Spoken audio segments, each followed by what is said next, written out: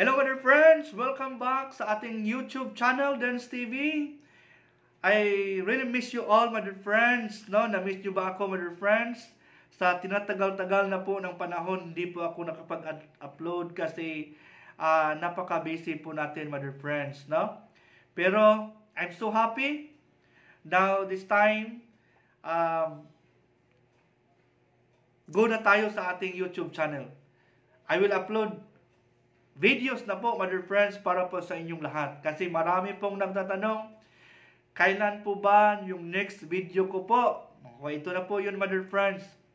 But before that, my dear friends, I would like to thank you for supporting my YouTube channel, Dance TV. Thank you very much.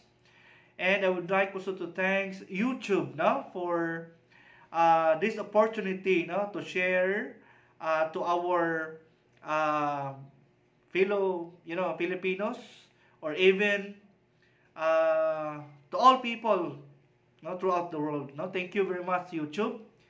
And thank you also because I just received my first salary. Thank you very much, YouTube.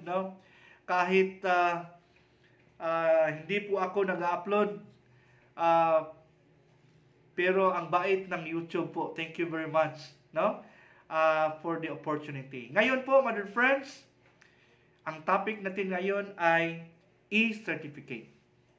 Okay, alam nyo ba ang TISDA, my dear friends, ngayon ay hindi na po ina-advise ng ating mga candidates na pumunta sa TISDA Provincial Office to claim his or her institute certificate. Alam nyo ba yan? Kasi meron na po tayong e-certificate. Okay? E-institute na po tayo, my dear friends. Lahat ng what level po, NC2, NC3, NC4, NC5, COC, NTTC, TM1, all certifications are already in electronics na po, my dear friends. Electronic certificate na po, my dear friends. Okay? Now, valid po ba ang e-certificate? Yes po, valid na valid po ang ating e-certificate. Okay, marireceive nyo po ang iyong e-certificate sa iyong registered email address. Na kung saan, during your application, nung nag-apply ka po sa any accredited assessment center ng TISDA, let's say for example, nag-apply ka po ng Kokiri NC2. Okay, so meron pong ibibigay na application form at self-assessment guide. Tapos, pipilapan nyo po lahat. Dapat po yung pangalan mo, yung middle name mo, yung surname mo, yung birth date nyo po, tapos yung email address nyo, ang pinaka-importante po. Lahat po yan dapat klarong-klaro po sa iyong application. Kasi, yan po ang ilalagay. It will be reflected on your e-certificate. Okay? So, lahat klaro po my dear friends. Especially your email address. Because dyan po isi-send ng TISDA.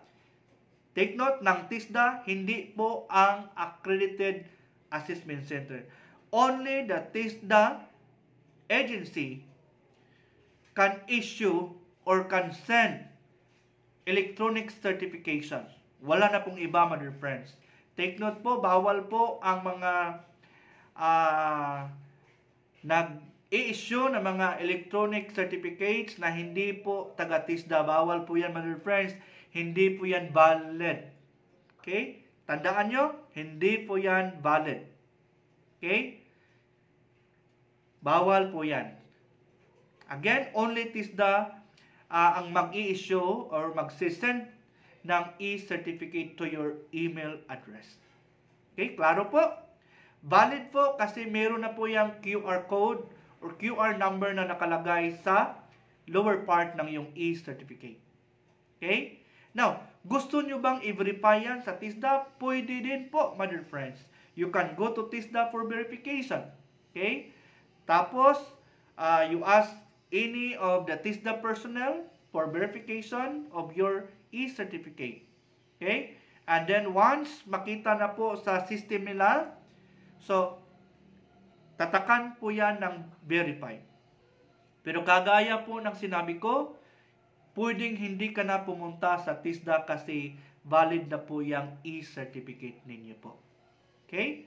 Valid po yan for 5 years. Renewable po yan every 5 years. Okay? Gagawa po ako ng ibang video for the renewal of your e-certificate. Okay? So, laging pong tandaan, my dear friends, sa TISDA, kayang-kaya. Sa TISDA, abot lahat. Sa TISDA, pang-international ka. Okay? So, see you in my next video. Bye!